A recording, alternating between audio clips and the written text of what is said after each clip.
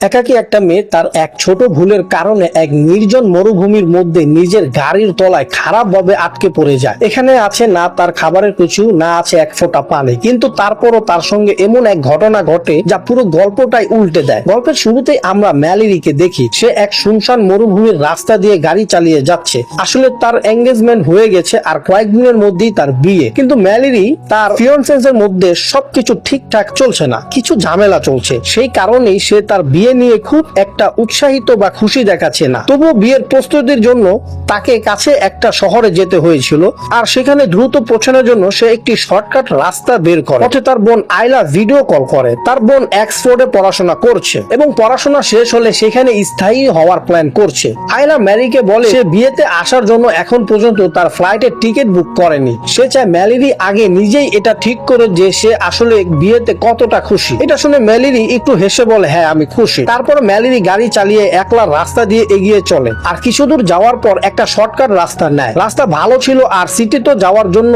এটাই একমাত্র রাস্তা ছিল যেটা দিয়ে সে দ্রুত পৌঁছাতে পারবে। তারপর সে মিউজিক চালায় আর একটু মজা করে থাকে, কিন্তু অনেক দূর যাওয়ার পর গাড়িটি হঠাৎ মাঝপথে বন্ধ হয়ে যায়। সে নেমে এবং ইঞ্জিন চেক করে, স্টার্ট দেওয়ার চেষ্টা করে, কিন্তু কিছুই হয় না। সে মনে করছিল এখন তো সে পুরোপুরি ভাবে ফেসে গেছে। এখানে তার ফোনের সিগন্যালও পাচ্ছে না। কিছুক্ষণ গাড়ির ভেতরে বসে বসে সে ভাবছিল, কাশ কেউ যদি এমন কেউকে পেতাম যে আমাকে সাহায্য করবে। তারপর সে পান করার জন্য একটা এনার্জি ড্রিঙ্ক বের করে। খুলতে গেলেই হঠাৎ করে ক্যান ফেটে গেলে এবং তার শার্ট পুরোপুরি ময়লা হয়ে গেল। এরপর সে গাড়ির পিছনের দিকে তার কাপড় পাল্টাতে লাগলো, কিন্তু ঠিক সেই সময় সেখানে এক অজানা ছেলে এসে পড়লো, যাকে দেখে সে একদম ভয় পেয়ে গেল। তবে এই ছেলেটা ম্যারিকে খুব ভালোভাবে কথা বলছে, সে আচরণ করছে এমন ভাবে ক্রিশ্চিয়ান বলে তার কথা শুনে ম্যালেরি একটু আরাম লাগে যে হায় কমপক্ষে কেউ তো মিললো এই বিপদে তাকে সাহায্য করবে। তারপর ক্রিশ্চিয়ান তার গাড়িটি ঠিক করতে শুরু করে, কিন্তু এই মাঝে ম্যালেরির ভিতরে একটি অদ্ভুত অস্থিরতা তৈরি হয়, কারণ ক্রিশ্চিয়ান তো অচেনা ছেলে,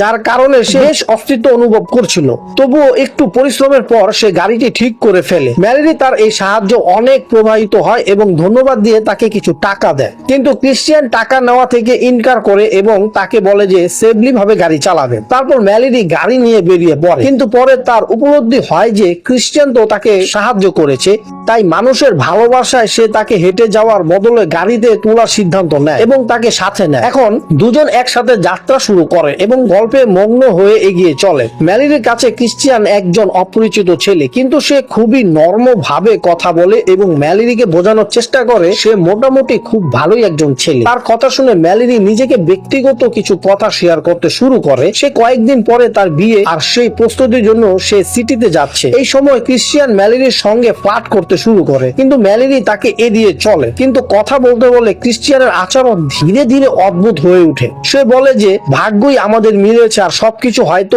এমনই হওয়া উচিত ছিল। তারপর সে বাজে কথা বলতে শুরু করে, যা শুনে ম্যালেরি বুঝতে পারে যে এই লোকটা যতটা সৎ মনে হয়েছিল আসলে সে ততটা সৎ নয়। কথাগুলো শুনে সে আনসেফ ফিল করে এবং আর গাড়ি থামিয়ে বলে বের হয়ে যাও, এখন গাড়ি থেকে নামো। কিন্তু ক্রিশ্চিয়ানের মনে তো আগেই খারাপ হয়ে গেছে, সে এত সহজে কি আর নামতে পারে।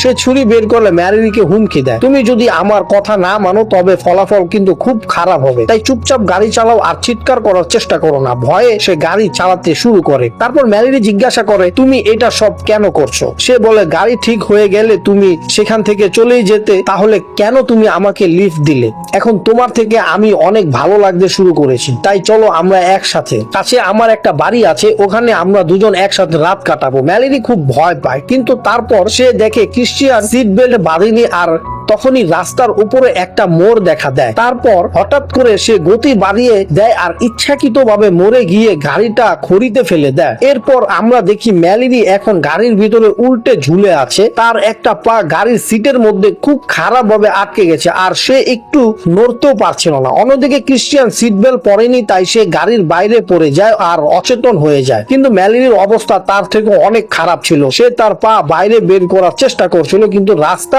আর গাড়ির মধ্যে ভুলে পা আটকে যাওয়ার কারণে সেটা একদম অসম্ভব ছিল। ঠিক তখনই সে কাছে পড়ে থাকা এক ছুরিটা দেখতে পায়। ক্রিশ্চিয়ান যখন হুশ ফিরতে চলেছে, মেলিনি খুব কষ্টে হাত বাড়িয়ে ছুরিটা তুলে নেয়। তখনই ক্রিশ্চিয়ান হুশ চলে আসে আর উঠে মেলিনির কাছে চলে যায়, কিন্তু তার আগেই মেলিনি ছুরি লুকিয়ে ফেলে। ক্রিশ্চিয়ান দেখলো মেলিনির একটা পা খুব বাজেভাবে আটকে গেছে। সে বাইরে আসতে চাচ্ছে, সাহায্য না পেলে বের হতে পারবে না। তারপর সে একটা ভয়ঙ্কর হাসি দিয়ে বলে, যদি বের হতে পারো তো নিজেই বের হও, আমি তোমার কোনো সাহায্য করব না। এটা বলে সে মেলিনিকে গাড়ি উল্টো ঝুলিয়ে রেখে চলে যায়। মেলিনি অনেক অনুরোধ করে কিন্তু সে একদম শোনে না। এখন মেলিনির কাছে বাঁচার আর কোনো উপায় নেই, কোনো সাহায্য ছিল না। সে অনেক চিৎকার করছিল সাহায্যের জন্য, কিন্তু গাড়িটি দুর্ঘটনার পর রাস্তা থেকে অনেক নিচে চলে গেছে। আর এখানে আমরা দেখাচ্ছি গাড়ির খুব কাছে একটা নদী আছে। এখন রাত হয়ে গিয়েছে, কিন্তু এখন পর্যন্ত কেউ সাহায্যের জন্য আসেনি। পা এখনো ফাঁসা ছিল, আর রাত যত গভীর হচ্ছিল ঠান্ডাও তত বাড়ছিল, যার ফলে তার অবস্থা আরো খারাপ হতে থাকে। সে চারিদিকে তাকালো,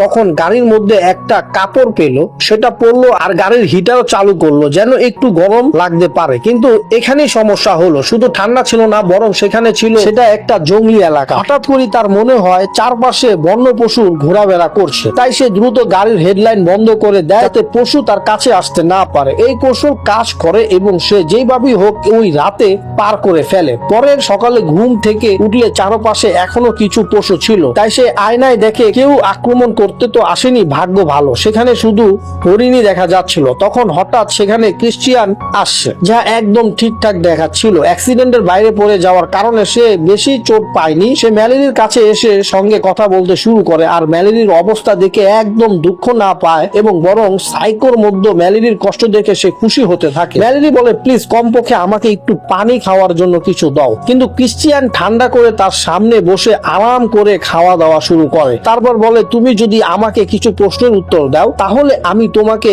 খাওয়াবো। মেলিনি খুব খিদে পেয়েছিল, তাই সে সবকিছু মেনে নেয়। তারপর সে বেপরোয়া ঢঙ্গে জিজ্ঞাসা করে, তুমি প্রথমবার কবে কার সঙ্গে কি করেছিলে? মেলিনি না চাইলে উত্তর দেয়, তখন সে 17 বছর বয়সী ছিল। এরপর সে বলে, সেই সময়টা কল্পনা করে দেখাও। মেলিনি বাধ্য হয়ে ওটা করে দেখায়। তারপর সে নানা ধরনের বাজে প্রশ্ন করে, যেগুলো উত্তর মেলিনি দেয়। কিন্তু এরপর সে হাসতে হাসতে বলে, তুমি সত্যি বিশ্বাস করে ফেলেছো? আফসোস, তোমার ভাগ্য কতটা খারাপ। কাশ তুমি আমার কথা মানলে, তাহলে এত খারাপ মৃত্যু তোমার হতো না। তারপর সে বলে যে এখন থেকে একটু দূরে আমি একটা কেবিন দেখিলাম, সম্ভবত কোনো পরিবার, কিন্তু এখন সেটা খালি। আর তুমি সাবধানে থাকবে, কারণ বেশি সময় বাঁচতে পারবে না হয়তো। এটা বলি সে সেখান থেকে চলে যায়। কিন্তু মেলিনি বারবার অনুরোধ করে, প্লিজ আমাকে সাহায্য করো, এইভাবে আমাকে ছেড়ে যেও না। কিন্তু কোনো লাভ হয় না। এখানে দ্বিতীয় রাত আসে, চারপাশে অন্ধকার আর অনেক ঠান্ডা, আর পাও নিস্তব্ধ হয়ে গেছে। কিন্তু এইবার ভাগ্যক্রমে তার কাছে গাড়িতে এক লাইটার ছিল, যেটা দিয়ে সে কিছু কাগজ আর জিনিসপত্র জ্বালাতে শুরু করে, যাতে একটু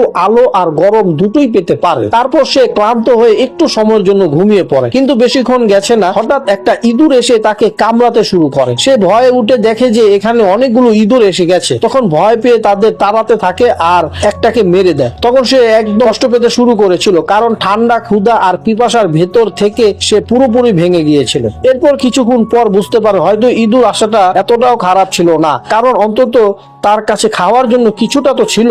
সে এতটাই ক্ষুধার্ত ছিল যে বাধ্য হয়ে একটি ইঁদুরকে আগুনে পুড়িয়ে সে খেতে থাকে। ওর একটু অদ্ভুত লেগেছিল, কিন্তু কিছু না খেয়ে থাকা যায়নি, কিন্তু কিছু তো একটা খেতে হবে। তারপর সে একটু বিশ্রাম নেয়। পরের দিন সকালে যখন সে জেগে উঠে, হঠাৎ ফোন বাজতে শুনে। ফোনটা একটু দূরে ছিল, খুব কষ্ট করে নিজের কাছে আনে। ফোন দেখে মনে এক আশা জাগে, হয়তো এবার বাঁচতে পারবে। কিন্তু ঠিক তখনই ক্রিশ্চিয়ান আবার এসে যায়। সে দ্রুত ফোনটা লুকিয়ে ফেলে। ক্রিশ্চিয়ান আবার সেই কেবিনের কথা বলতে শুরু করে, যে কেবিনে থাকা পরিবারটা ফিরে এসেছে, কিন্তু আমি তো তাদের কেবিনের ভিতরে ওকে আটকে রাখা হয়েছে যাতে সে ভুলেও তোমার কাছে পৌঁছাতে না পারে। কিন্তু এখন তোমার ভয় পাওয়ার দরকার নেই, কারণ আমি তোমার সাহায্যের জন্য কিছু নিয়ে এসেছি। ঠিক তখনই মেলিনি ফোন বাজে উঠে, আর ফোন বাজা শোনা মাত্রই সে জোর করে ফোনটি ছিনিয়ে নেয়। মেলিনি চিৎকার করে, কারণ এটা তার বাঁচার শেষ আশা ছিল। কিন্তু সে ফোনটা নিয়ে ভেঙে ফেলে। তারপর সে ব্যাগ থেকে একটা হাতুড়ি বের করে, যা দেখে মেলিনি ভয়ে কাঁপতে থাকে যে হয়তো সে তাকে মেরে ফেলবে। কিন্তু তারপর সে একটা ব্লেড বের করে তাকে দেয়। এখন মেলিনি ভয়ে জিজ্ঞাসা করে, এটা দিয়ে তুমি কি করবে? তোমার কাছে ব্লেড আছে। ক্রিশ্চিয়ান বলে, আমি তোমাকে এই ব্লেড দিচ্ছি যাতে তুমি তোমার পা কেটে নিজেকে এখান থেকে বের করতে পারো, আর এটা তোমার শেষ বিকল্প, না হলে তুমি এখানেই মারা যাবে। ম্যালেরি কেঁদে বলে, আমি এটা করতে পারবো না, প্লিজ আমাকে বের করে দাও, আমি তোমার ব্যাপারে কাউকে কিছু বলবো না, তুমি যা চাও আমি তোমাকে তাই দেব, তোমার সাথে রাত কাটাবো, যা চাইবে আমি সবই দিতে প্রস্তুত। কিন্তু সে কিছুই শুনছে না, শেষ ব্লেডটা দিয়ে আবার চলে যায়। এখন ম্যালেরি ব্লেডটা হাতে নিয়ে সেই অংশটা কাটা শুরু করলো। সে চেষ্টা করলো সেখান থেকে তার পা আটকে গেছে সেখানটা কেটে সে যেন বেরোতে পারে, কিন্তু কোনোভাবেই সে সেখানে বেরোতে পারছে না। সেই ব্লেডটা ছুঁড়ে ফেলে দেয়। তারপর রাত হয়ে যায় এবং সে খুব তৃষ্ণার্ত হয়ে পড়ে, কারণ অনেকক্ষণ ধরে সে কোনো পানি পান করেনি। কিন্তু তার ভাগ্য ভালো ছিল, কিছুক্ষণের মধ্যে ঝড়ো বৃষ্টি শুরু হয় এবং যেন তার ভিতরে প্রাণ ফিরে আসে। সে মন ভরে পানি পান করে, কিছুটা শান্তি পায়। তারপর কিছুক্ষণের মধ্যেই যখন রেডিও চালু করে তখন জানতে পারে যে বৃষ্টির আর ঝড়ের কারণে রাস্তা ডুবে যাচ্ছে, তাই মানুষরা মেন রোড ছেড়ে শর্টকাট রোড ব্যবহার করছে। তাই সে বুঝতে পারে যে এখান থেকে কেউ না কেউ অবশ্যই যাবে, তাই সে সাহায্যের জন্য চিৎকার করতে শুরু করে। কিছুক্ষণের পর সেখানে একটি গাড়ি এসে থামে, কিন্তু সেটা আর কারণ এবং ক্রিশ্চিয়ানের গাড়ি। এখন সেই মুহূর্তে গাড়ি থামিয়ে সে কাছে আসতে শুরু করে।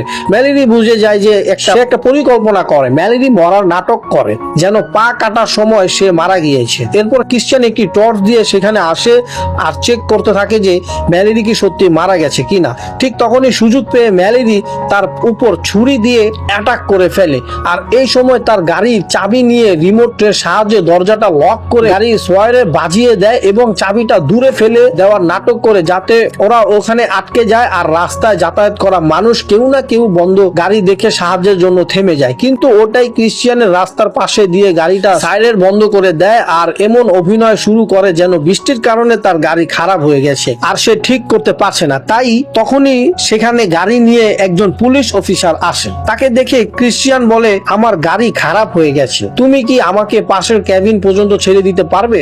কিন্তু পুলিশ গাড়ি দেখে ম্যালেরি চিৎকার করতে শুরু করে, আমার সাহায্য করো, আর গাড়ির উপর পাথর দিয়ে আওয়াজ করতে শুরু করে যেন পুলিশ অফিসার শুনতে পায়। সেই পুলিশ অফিসার একটু আওয়াজ শুনো গাড়ির দিকে তাকাতে থাকে, কিন্তু বৃষ্টি এত জোরে হচ্ছিল যে সে বিভ্রান্তি হচ্ছিল। এদিকে ক্রিশ্চিয়ান তাকে বলে, তুফান আরো ভয়ঙ্কর হতে যাচ্ছে, তাই আমাদের দ্রুত চলে যেতে হবে। তারপর ক্রিশ্চিয়ান পুলিশ অফিসারকে নিয়ে চলে যায় আর ম্যালেরি বারবার চিৎকার করতে থাকে, কিন্তু কেউ তার শব্দ শুনতে পারছিল না। এখন এখানে আমরা দেখি প্রচুর পরিমাণ বৃষ্টি হওয়ার কারণে পানির ঢেউ গাড়িটাকে কাছে থাকা নদীর দিকে ঠেলে দিতে থাকে, আর দ্রুত সব গাড়ির ভেতরে প্রচুর পরিমাণ পানি যাওয়ার কারণে ম্যালেরি সমস্যায় পড়ে। সে বুঝে যায় যদি সে দ্রুত কিছু না করে তাহলে বেঁচে থাকতে পারবে না। এরপর সে অনেক সাহস করে ব্লেড দিয়ে নিজের পা কাটা শুরু করে, কারণ এর বাইরে আর কোনো রাস্তা ছিল না। হালকাও একটু কাটা লাগে। ঠিক তখনই গাড়িটা পানিতে ভেসে নদীতে পড়ে যায় আর তখনই তার পাটা সেখান থেকে ছুটে যায়। তারপর সে গাড়ি থেকে নেমে খুব কষ্ট করে সাঁতরিয়ে সাঁতরিয়ে তীরে পৌঁছায়। সে অনেক দুর্বল হয়ে পড়েছিল আর তাড়াতাড়ি মেডিকেলের সাহায্য তার খুবই দরকার ছিল, কিন্তু যেইভাবেই হোক নিজেকে সামনে নিয়ে সে কাছে থাকা একটা কাঠ নিয়ে সেটার উপর ভর করে এগিয়ে যেতে থাকে। এখান থেকে খুব বেশি দূরে নয়, একটা কেবিন আছে যেটার কথা ক্রিশ্চিয়ান বলেছিল। সে সেই কেবিনে খুঁজতে খুঁজতে এগিয়ে যেতে থাকে আর কিছু দূর যাওয়ার পর কেবিনটা দেখতে পায়, কিন্তু কেবিনের কাছে পৌঁছাতেই তার কাছে কোনো মেয়ের কণ্ঠস্বর শুনতে পায়, সাহায্যের জন্য চিৎকার করছিল। সে বুঝতে পারছিল যে এই পরিবারকেই হয়তো ক্রিশ্চিয়ান বন্দী করে রেখেছে। তারপর সে খুব সাবধানেতে এগোতে শুরু করে, কিন্তু এগিয়ে যাওয়ার সময় হঠাৎ তার হাতে থাকা লাঠিটি একটা ভিয়ার ট্রাম্পে আটকালো। ভাগ্যক্রমে সে বাঁচতে পারলো এবং আবার এগিয়ে যেতে লাগলো। সাবধান থাকা খুব জরুরি ছিল, কারণ সে জানতো ক্রিশ্চিয়ান এখানে অবশ্যই থাকবে। এরপর সে চুপি চুপি একটা ঘরের ভেতরে উকি দিয়ে দেখে একটা মেয়েকে বেঁধে রাখা হয়েছে, আর এই মেয়েটাই সাহায্যের জন্য চিৎকার করছিল, কিন্তু এখন তাকে বাঁচানোর ঝুঁকিপূর্ণ হতে পারে। তাই এগিয়ে গিয়ে যখন সে দ্বিতীয় ঘরে তাকালো, দেখে ক্রিশ্চিয়ান সেই পুলিশকে খুব নির্মম ভাবে মারছে। সে সবকিছু দেখেছিল, তবুও কোনো ব্যবস্থা নিচ্ছিল না। ধীরে ধীরে ভিতরে ঢুকে ক্রিশ্চিয়ান শুধু ওই মেয়েটাকে ছেড়ে দিয়ে তার পুরো পরিবারকে মেরে ফেলেছে। তারপর সে পুলিশ অফিসারকে বন্দুক তুলে নেয় এবং চুপচাপ ভেতরে ঢুকে ওই মেয়েটার হাত খুলে দেওয়ার চেষ্টা করে। ওই সময় ক্রিশ্চিয়ান অন্য ঘরে পুলিশের ইউনিফর্ম পরছিল, কিন্তু ম্যালেরি তাড়াতাড়ি ওই মেয়েটার হাত খুলে যাচ্ছিল।